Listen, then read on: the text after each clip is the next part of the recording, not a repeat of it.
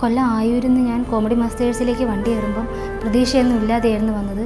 പക്ഷേ ഇന്നത്തെ ഷൂട്ട് കഴിഞ്ഞ് ഞാൻ പോകുമ്പോൾ നിറഞ്ഞ മനസ്സോടെ ഞാൻ പോകുന്നത്.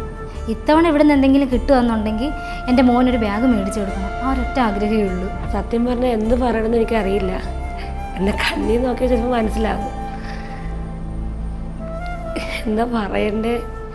ഈ തവണത്തെ ഞങ്ങളുടെ എപ്പിസോഡ് കണ്ട ഇത് സന്തോഷത്തിൻ്റെ കണ്ണീരാണോ സങ്കടത്തിൻ്റെ കണ്ണീരാണോ എന്നുള്ളത് എപ്പിസോഡ് കാണുമ്പോൾ മനസ്സിലാവും.